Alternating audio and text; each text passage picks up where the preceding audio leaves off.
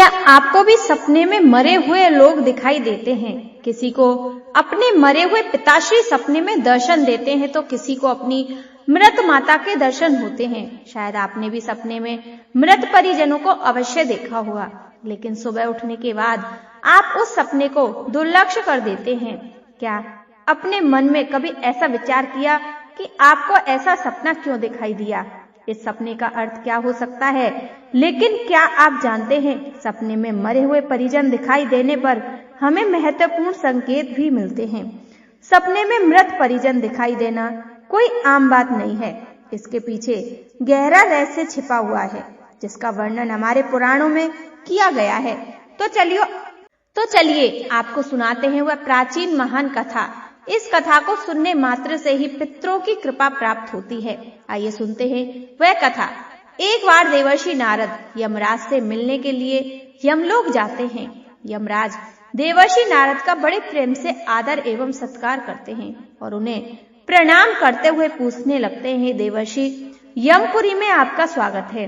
आपके दर्शन से आज मैं धन्य हुआ और आपके चरण पड़ने से यमपुरी की शोभा बढ़ गई। इस प्रकार से यमराज के द्वारा स्वागत किए जाने पर देवर्षि नारद प्रसन्न होते हैं और यमराज को भी प्रणाम करते हैं और कहते हैं, मृत्यु के देवता यमराज, आपको भी मेरा प्रणाम है। आपके आदर सत्कार से हम अत्यंत प्रसन्न हुए।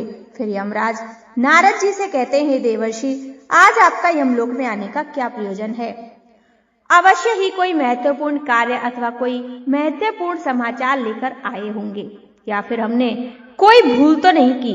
कृपया बताइए, मैं आपकी क्या सेवा कर सकता हूँ? तब देवर्षि नारद कहते हैं, हे धर्मराज, आप तो मृत्यु के तथा न्याय के देवता हैं। आप तीनों लोगों के सभी जीवित और मृत प्राणियों का लेखा जोखा करते हैं। आपको समस्त चराचर के भूत और भविष्य का भी ज्ञान है। इसलिए मैं आपके पास कुछ शंका लेकर आया हूँ, जिसे दूर करने की कृपा करें। फिर यमराज कहते हैं, देवर्षि, आप सत्य कहते हो। हम तीनों लोकों में निवास करने वाले सभी जीवित और मृत प्राणियों का लेखा जोखा अवश्य रखते हैं, किंतु आपके मन की बात जानना हमारे वश का नहीं। आप तो तीनों लोकों की खबर रखते हैं। आप भगवान विष्णु के सबसे प्रिय भक्त हैं। आप समस्त शास्त्रों का भी ज्ञान रखते हैं, किंतु अगर आप मुझसे कुछ जानना चाहते हैं तो मैं अवश्य ही आपकी सहायता करूंगा। हे देवर्षि, आपकी जो भी शंका और प्रश्न है, आप निसंकोच पूछ सकते हैं। मैं अपने सामर्थ्य के अनुसार उसका जवाब देने का प्रयास अवश्य ही करूंगा। देवर्षि नारद कहते हैं, यमराज, मैं पृथ्वी लोक का भ्रमण करके आया हूँ।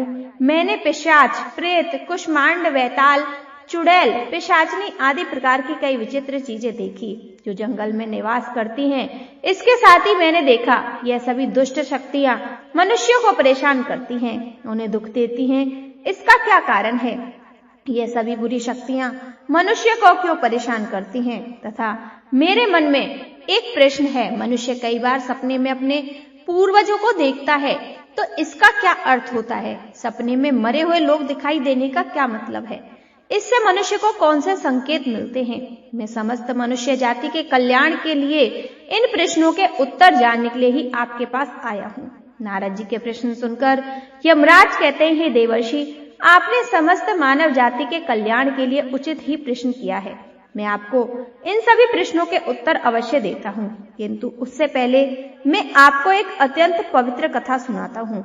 इस कथा में आपको सभी प्रश्नों के उत्तर मिल जाएंगे। आप इस कथा को ध्यान से अवश्य सुने।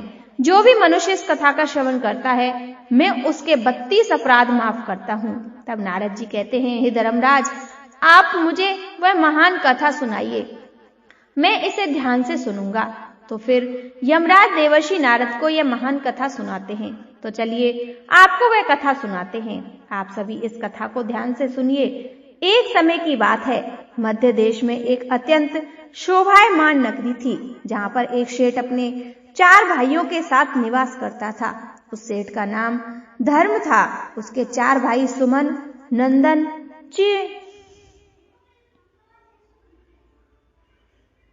भोजन और विधान थे। सेठ और उसके सभी भाइयों का विवाह हो चुका था और सभी बड़े प्रेम के साथ एक दूसरे के साथ रहते थे। सेठ के पास किसी चीज की कोई कमी नहीं थी। वह और उसके भाई बहुत मेहनती थे और मिलजुल कर व्यापार और खेती करते थे। पूरे नगर में सेठ के जितना कोई धनवान नहीं था। वह सारी संपत्ति सेठ को उसके पूर्वजों से ही प्राप्त हुई थी।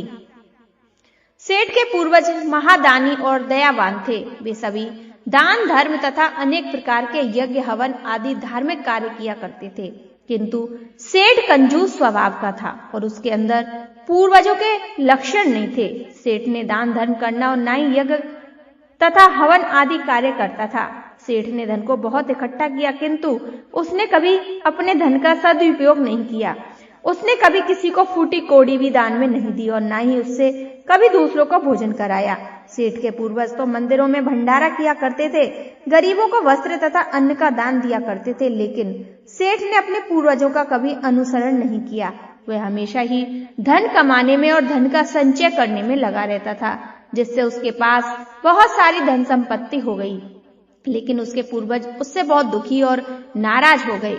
फिर पितृपक्ष आया। पितृपक्ष में सभी पूर्वज अपने पुत्रों के द्वारा श्राद्ध और तर्पण की अपेक्षा कर रहे थे, किंतु उसने किसी भी पुत्र ने पूर्वजों के लिए श्राद्ध नहीं किया और ना ही तर्पण किया। उन्होंने ना दान धर्म किया और ना ही किसी भूखे प्राणी को भोजन कराया। अपने पुत्रों को ऐसी दुष्टता देखकर सभी पितर अत्यंत दुखी हुए। सेठ के पूर्वजों को अपने पुत्र का व्यवहार ठीक नहीं लगता था, इसलिए पितृन वे भी बहुत दुखी रहा करते थे। धन कमाने के लालच में सेठ इतना अंधा हो गया था कि वह अपने पूर्वजों को भी भूल गया और उसने अपने पूर्वजों का श्राद्ध तथा तर्पण आदि कार्य करना भी बंद कर दिया, जिसके उसके पूर्वजों की आत्मा की तृप्ति नहीं होती थी। वे अपने पुत्र के ऐसे व्यवहार से दुखी रहने लगे। फिर एक दिन उस सेठ के पूर्वज चर्चा करते हैं। वे एक दूसरे से कहने लगते हैं, महाराज, हमारा बड़ा ही दुर्भाग्य है जो हमारे कुल में इतने स्वार्थी और लालची पुत्रों का जन्म हुआ। हमारे पुत्र हमारे लिए श्राद्ध करते हैं और ना ही दान धर्म करते हैं। हमारे पुत्रों के कुकर्मों के कारण हमारा पतन हो रहा है। इस प्रकार से विचार करके वे सभी पितर अपने पुत्रों से मिलने के लिए जाने के विषय में सोचने लगते हैं और कहते हैं, हमें यमराज के पास जाना चाहिए। अब वे भी हमारी इस समस्या का समाधान कर सकते हैं। हम सभी यमराज के पास जाकर उनसे हमारे पुत्रों को मिलने के लिए जाने की अनुमति मांगेंगे। फिर सभी पितृगण आकाश मार्ग से उतरे हुए पितृलोक से यमपुरी में यमराज के पास जा पहुंचे। वहां पर जाकर वे सभी यमराज को नमस्कार करते हैं। पितृगणों को यमपुरी में आया हुआ देखकर यमराज भी उनका स्वागत करते हैं और उनके आने का कारण पूछते हैं। तब सभी पितृ हाथ जोड़कर अपना दुख बताने लगते हैं। वे सभी पितृ यमराज से कहते हैं, धर्मराज, हमारे पुत्रों की मति भ्रष्ट हो गई है। हमारे पुत्र ना दान करते हैं ना ही श्राद्ध और तर्पण करते हैं। वे सभी दान धर्म नहीं करते, जिस कारण से हमारी संतुष्टि नहीं हो रही। कृपया आप हमें हमारे पुत्रों से मिलने के लिए एक बार ज्ञान दें। हम हमारे पुत्रों को समझाकर लौट आएंगे। उन्हें शास्त्रों का ज्ञान देकर फिर से ही हम लोग लौट आएंगे। तब यमराज ने उन्हें आज्ञा देते हुए कहा, हे महात्माओं, तुम अपने पुत्र को मिलने के लिए तो नहीं जा सकते, किंतु तुम अपने पुत्र को सपने के माध्यम से संकेत अवश्य दे सकते हो। इसलिए आप सभी अपने पुत्र को उनके सपने में जाकर संकेत देकर उन्हें अपना दुख समझा सकते हैं। फिर वे सभी पितर इस बात पर सहमत हो जाते हैं और एक एक करके अपने सभी पुत्रों के सपनों में जाकर उन्हें दर्शन देते हैं। सबसे पहले वे अपने बड़े पुत्र के अर्थात उस सेठ धर्मन के सपने में उसे दर्शन देते हैं और उसे संकेत देते हैं, किंतु उसका बड़ा पुत्र उनके संकेत को समझ नहीं पाता। दूसरे दिन जागने पर वह सपने को भूल जाता है और अपने पितरों के द्वारा दिए गए संकेतों को भी नजरअंदाज कर देता है। इससे वे सभी पितर फिर से निराश हो जाते हैं और सभी पितर अन्य पुत्रों के सपनों में जाकर भी उन्हें दर्शन देने लगते हैं तथा उन्हें अनेक प्रकार के संकेत भी देते हैं, लेकिन उनके बाकी पुत्र भी उन संकेतों को दुर्लक्ष्य कर देते हैं। कोई भी अपने पूर्वजों के द्वारा बताए हुए संकेतों को समझ नहीं पाता, जिससे सभी पितर अत्यंत दुखी और नाराज हो जाते हैं। सेठ और उसके भाई धन कमाने के लालच में पूरी तरह अंधे हो चुके थे। उन्हें पूर्वजों के प्राप्त द्वारा दिए संकेतों का महत्व भी नहीं पता चल पाया, किंतु पितरों के स्वप्न में दर्शन देने के कुछ ही दिनों के बाद उस सेठ को व्यापार में नुकसान उठाना पड़ा। उसे व्यापार में बहुत ज्यादा घाटा होने लगा, जिससे उसकी सारी धन संपत्ति नष्ट हो गई। सभी भाइयों में वाद विवाद और लड़ाई झगड़े होने लगे। पूर्वजों द्वारा जमा की गई सारी जमीन जायदाद वो बेच डालते हैं और पूरी तरह से बर्बाद हो जाती है। सभी भाई एक दूसरे से अलग हो जाते हैं और अपना अपना पेट पालने में लग जाते हैं। उधर स्वर्गलोक में पितरों को अपने पुत्रों की ऐसी दुर्गति देखकर बहुत पीड़ा होने लगती है। सभी पितर अत्यंत दुखी और उदास हो जाते हैं। फिर वे सभी यमराज के पास जाते हैं और कहने लगते हैं, हे धर्मराज, हमसे हमारे पूर्वजों की ऐसी दुर्गति नहीं देखी जाती। हमारे द्वारा किए गए सभी पुण्य कर्मों को हमारे पुत्रों ने नष्ट कर डाला है। कृपया आप कुछ ऐसा उपाय करें जिससे हमारे पुत्रों को उनकी भूल का पता चल जाए। फिर यमराज उन पितरों से कहते हैं, महात्माओं, तुम्हारी इस व्यथा को मैं समझता हूँ। मैं तुम्हारी अवश्य ही सहायता करूंगा। मैं स्वयं तुम्हारे पुत्रों के पास जाकर उन्हें उनकी भूल के बारे में बताता हूँ। फिर यमराज अपने भैंसे पर सवार होकर पृथ्वी लोक पर आते हैं और उस सेठ के घर की तरफ जाने लगते हैं। जब यमराज सेठ के घर के समीप पहुंच जाते हैं तो वे एक साधु का रूप धारण कर लेते हैं। सबसे पहले वह उस सेठ के घर जाते हैं तो वो सेठ अत्यंत बीमार पड़ा हुआ होता है। द्वार पर जाकर यमराज खाने लगते हैं, भिक्षाम दे, क्या घर में कोई है जो मुझे भिक्षा दे दे? एक साधु आया है जो बड़े दूर से यात्रा करके आया है, कोई हो तो भिक्षा दो। भिक्षाम दे ही। द्वार पर आकर साधु को देखकर उस सेठ की पत्नी सुनंदा उनका स्वागत करती है और कहती है, हे साधु महाराज, आपका स्वागत है। कहिए, मैं आपकी किस प्रकार से सहायता कर सकती हूँ? वे साधु रूपी यमराज कहते हैं, देवी, मैं भूखा हूँ और यात्रा पर निकला हूँ। यदि दान में कुछ भोजन मिल जाए तो बड़ी कृपा होगी। फिर सेठ की पत्नी कहती है, ठीक है साधु महाराज, आप रुकिए, मैं अभी आपके लिए कुछ भोजन लेकर आती हूँ। सेठ की पत्नी के चेहरे पर दुख के हाव भाव देखकर वह साधु रूपी यमराज कहने लगे, पुत्री, तुम्हारे मुखमंडल पर दुख दिखाई पड़ता है। अगर कोई गोपनीय बात हो तो मुझे बताओ, तुम्हारे दुख का कारण क्या है? वह स्त्री कहती है, साधु महाराज, आप सत्य कह रहे हैं। पहले हम बहुत धनवान और समृद्ध थे। मेरे पति और उनके भाई सभी साथ साथ रहते थे, किंतु अचानक ही सभी भाइयों में झगड़ा हो गया। अचानक से हमारा सारा व्यापार बंद हो गया और हम सभी दरिद्र हो गए। ये किस दोष के कारण हुआ, कृपया आप हमें बताइए। तब साधु कहता है, पुत्री, तुम्हारे घर में पितृ दोष है। इस कारण से तुम्हारे पति की यह दशा हुई। तुम्हारे पति के कर्मों के कारण उसके पूर्वज रुष्ट हो गए हैं। साधु की बात सुनकर वह सेठ वहां पर आता है और साधु से पूछने लगता है, साधु महाराज, कृपया मुझे बताइए, मैंने ऐसा कौन सा पाप किया जो मेरे साथ ऐसा हुआ? मेरा सब कुछ बर्बाद हो गया, मेरे भाई भी मुझे छोड़कर चले गए और मैं बीमार पड़ गया। तब वह साधु कहते हैं, पुत्र, तुमने अपने पूर्वजों को नाराज किया। तुम्हारे पूर्वजों ने तो संपत्ति और पुण्य अर्जित किया था, उसे तुमने और तुम्हारे भाइयों में नष्ट कर दिया। इसी कारण से तुम्हारी यह दुर्गति हुई। तुम लोगों ने अपने पितरों का श्राद्ध नहीं किया, उनका तर्पण नहीं किया। इसी कारण से तुम्हारे सभी पूर्वज तुमसे रुष्ट हो गए। तुम्हारे पूर्वजों ने सपने में आकर तुम्हें कई महत्वपूर्ण संकेत दिए, किंतु तुमने उन संकेतों को दुर्लक्ष्य कर दिया, अपने पूर्वजों को अपमानित किया। यही कारण है तुम्हारा सारा वैभव नष्ट हो चुका है। इस प्रकार से उस साधु के द्वारा बताए गए उस सेठ को सब कुछ पता चल जाता है। उसे याद आता है कि उसके सपने में उसके पूर्वज ने उन्हें दर्शन दिए थे। वह सेठ उस साधु से कहता है, साधु महाराज, आप सत्य कह रहे हैं। हमारे पूर्वजों ने हमें सपने में दर्शन दिए थे, किंतु हम उनके द्वारा दिए गए संकेतों को समझ नहीं पाए। कृपया मुझे सपने में पूर्वजों को देखने पर क्या संकेत मिलते हैं, इस बारे में बताइए। फिर वह साधु कहते हैं, पुत्र, तुम ध्यान से सुनो, मैं तुम्हें सपने में पूर्वज दिखाई देने पर मिलने वाले संकेतों के बारे में बताता हूँ। साधु रूपी यमराज कहते हैं, पुत्र, यदि पितरों का उद्धार नहीं होता तो वे प्रेत योनि में ही मृत्यु लोक पर भटक रहे होते हैं। वे भूख प्यास से व्याकुल होकर अपने परिवारजनों के घर में प्रवेश करते हैं। सुनो वत्स, अब मैं तुम्हें उन सभी संकेतों के बारे में बताता हूँ जो तुम्हें ध्यान से सुनना चाहिए।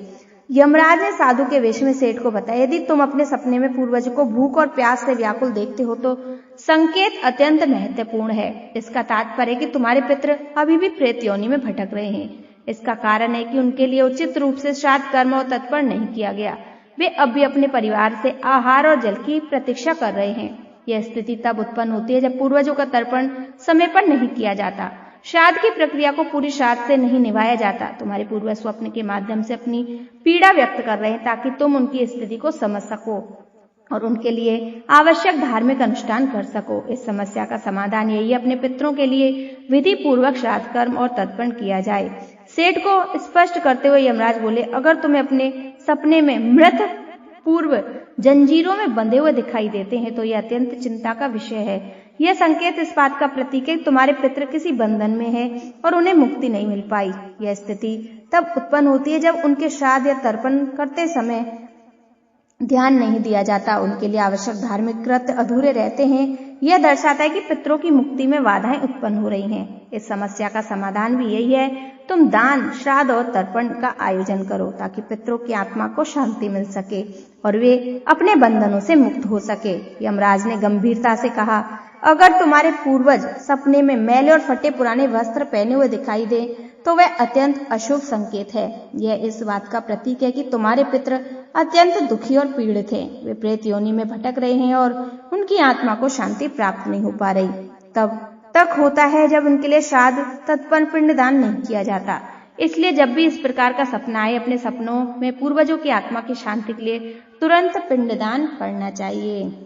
यमराज मुस्कुराते हुए बोले, यदि सपने में तुम्हारे पूर्वज स्वस्थ, प्रसन्न और तेजस्वी दिखाई दे तो वह अत्यंत शुभ संकेत है। इसका अर्थ है कि तुम्हारे पितरों की मुक्ति मिल चुकी है और वह तुमसे प्रसन्न है। ऐसे सपने इस बात का संकेत होते हैं कि तुम्हारे पितर तुम्हें आशीर्वाद दे रहे हैं और तुम्हारे जीवन में सुख, शांति और समृद्धि आने वाली है।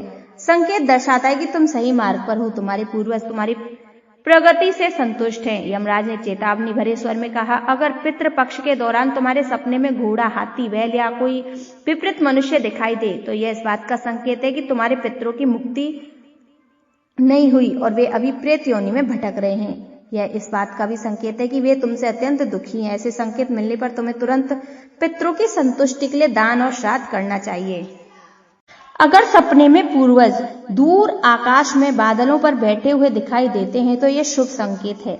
मनुष्य के पूर्वज अत्यंत प्रसन्न हैं और उसे आशीर्वाद दे रहे हैं। इस प्रकार से उन सभी भाइयों को पूर्वजों के द्वारा शुभ संकेत प्राप्त होते हैं और उनका खोया हुआ सारा धन और संपत्ति उन्हें वापस मिल जाता है और सभी भाई मिलजुल कर एक साथ रहने लगते हैं और सुख पूर्वक 100 वर्षों तक जीवन व्यतीत करते हुए दिव्य विमान में बैठकर पितृलोक चले जाते हैं। तो इस प्रकार से यमराज ने देवर्षि नारद को पितरों के द्वारा मिलने वाले संकेत बताए।